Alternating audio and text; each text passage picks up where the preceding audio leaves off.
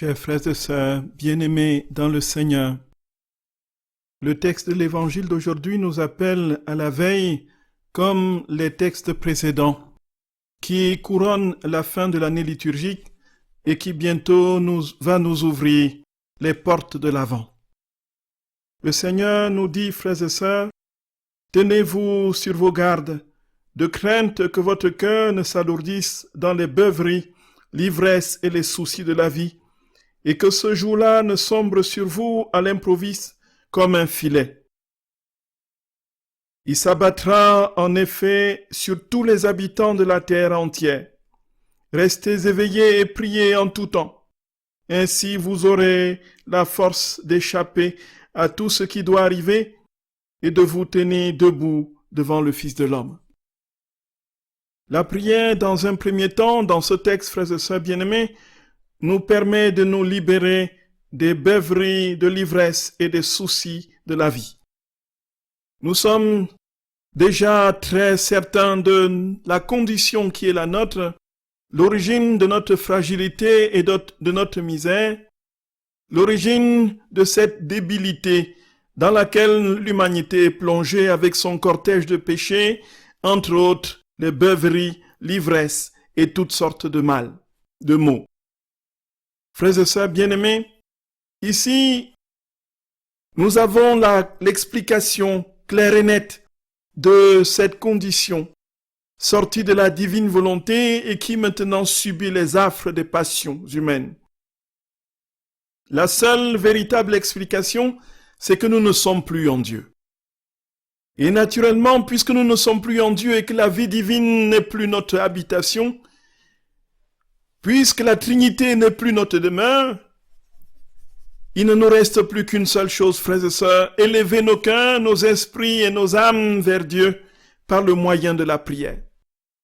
Dans la condition d'exil qui est la nôtre aujourd'hui, le seul moyen humain, le seul moyen spirituel pour le moment possible, c'est de tendre notre cœur vers celui qui nous a créés et de le supplier sans cesse pour qu'advienne son règne sur la terre comme au ciel. La prière a donc pour objectif, en premier lieu, d'établir ce lien que nous avons perdu et d'essayer de convoquer cette plénitude de vie qui était la nôtre et qui nous a échappé du fait de la désobéissance. Il s'ensuit, frères et sœurs, que la prière a pour fonction principale de communier à notre nature première. Et c'est pourquoi dans la condition d'exil qui est la nôtre, la seule possibilité pour nous de commencer à entrevoir la vérité de notre origine, c'est de nous mettre en prière. C'est pourquoi, frères et sœurs, tous les saints passés, depuis que notre très saint Seigneur a foulé l'histoire, la terre des hommes, tous les saints ont prié. Tout simplement parce que Dieu s'est donné à voir et à communier avec l'existence humaine et en s'en allant, a laissé ce commandement premier, veillez et priez. Veillez et priez. Et naturellement, notre Seigneur dit par ailleurs, veillez et priez pour ne pas entrer en tentation, car l'esprit est ardent, mais la chair est faible. La prière est donc au cœur même de la sainteté. Et nous entendons Saint Padre Pio nous dit que la prière, c'est la clé qui ouvre le cœur de Dieu. Et si nous cherchons, dit-il, Dieu dans les livres, c'est dans la prière que nous le trouvons. Il y a donc, frères et sœurs bien-aimés, cette communion, ce commun dénominateur que l'on retrouve chez tous les saints. Ils ont prié, et ils ont prié, et ils ont prié. La prière a été le socle de leur vie, la condition pour que la grâce sanctifiante œuvre en eux et qu'ils se déploient dans les dons, les charismes et surtout dans la mission que le Seigneur leur avait assignée dans l'ordre de leur sainteté. Et nous voyons un détail dans le texte de l'évangile d'aujourd'hui. Le Seigneur nous dit « Veillez et priez en tout temps ». Veillez et priez en tout temps. Ici, prier en tout temps, frères et sœurs bien-aimés, nous voyons bien la difficulté. Même les saints qui ont travaillé à s'efforcer, à se donner pleinement au Seigneur par les mortifications et la prière, ils n'ont pas réussi à prier en tout temps. il n'était pas possible pour eux d'entrer dans cette plénitude de communion totale, parfaite et permanente avec Dieu, puisqu'ils étaient très souvent contraints de porter, de supporter la lourdeur de leurs conditions de pécheurs, qui faisaient la guerre à leur âme, portée par le désir de Dieu. Et c'est là le cri de Saint Paul qui me délivrera de ce corps de mort. Le bien que je veux faire, je ne le fais pas. Le mal que je ne veux pas faire, je le fais.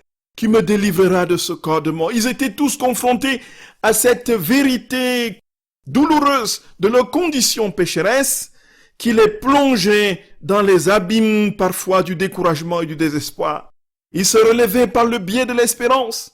Il s'ensuit, frères et sœurs bien-aimés, que la prière était pour eux la bouée de sauvetage qui essayait de les sortir justement de cet abîme de leur condition de misère et de péché. Mais ici, le Seigneur, s'il nous dit de prier en tout temps, de ne pas cesser de prier, si humainement ce n'est pas possible, pour Dieu cela est possible. Donc la prière, en fait, en définitive, dans la recommandation qui nous est faite, n'est pas la prière humaine, c'est la prière même de Dieu. Il y a donc ici un niveau supplémentaire de grâce, un accroissement supplémentaire d'action divine dans l'âme qui lui permet d'être continuellement, de manière permanente, en présence de Dieu et d'être toujours en prière. Comment cela est-il possible si ce n'est pas Dieu qui habite l'âme et prie de manière continue? Il s'ensuit, frères et sœurs bien-aimés, que la véritable prière sera celle même de Dieu. Dieu seul pourra prier véritablement en nous et se prier en nous.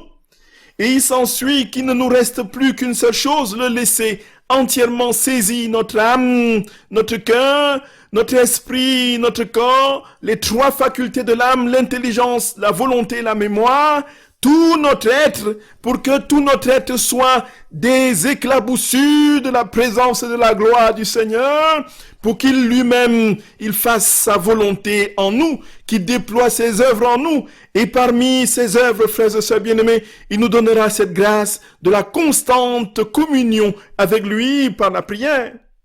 Sachant que la prière étant un bien qui relève de la condition naturelle déchue, qui relève de ce moment où nous avons au tréfonds de notre âme le désir de ressembler, de nous unir au Seigneur, il adviendra quand la réalité de la plénitude de la vie se sera établie par la volonté divine régnant dans la créature, il n'y aura plus besoin de prier, dit notre Seigneur, puisque la prière aujourd'hui est portée par la foi et l'espérance, alors que lorsque nous aurons quitté cette existence mortelle et nous serons établis en Dieu, la seule chose qui comptera et qui demeurera sera l'amour. Or, dans l'amour, il y a communion d'âme, de volonté, il y a communion d'être, et la prière disparaît, tout simplement parce que l'objet de la prière est déjà acquise. Nous possédons déjà l'objet de la prière qui est Dieu, et nous entrons dans cette plénitude de communion avec lui éternellement, qui fait que nous sommes dans un face-à-face, une réciprocité d'amour, un échange perpétuel de tendre et réciproque amour que rien aujourd'hui ici-bas ne peut nous procurer, puisque le bien dans sa plénitude n'est pas encore acquise. D'où l'importance de la prière, frères et sœurs bien-aimés. En définitive, c'est dans la divine volonté, ici aujourd'hui, que nous pouvons essayer de prier sans cesse, en attendant la plénitude de la communion de nos deux cœurs, le cœur de Dieu et le cœur de la créature. Que le nom du Seigneur soit béni éternellement, qu'il nous bénisse et nous fasse comprendre jusqu'où nous sommes aimés, et surtout, il attend que nous soyons un avec lui, que nous entrions dans cette communion, cette réciprocité d'amour qui est la seule condition de notre bonheur ici-bas. Frères et sœurs, qu'il nous bénisse et nous garde dans sa paix, lui qui est Père, Fils et Saint-Esprit. Amen.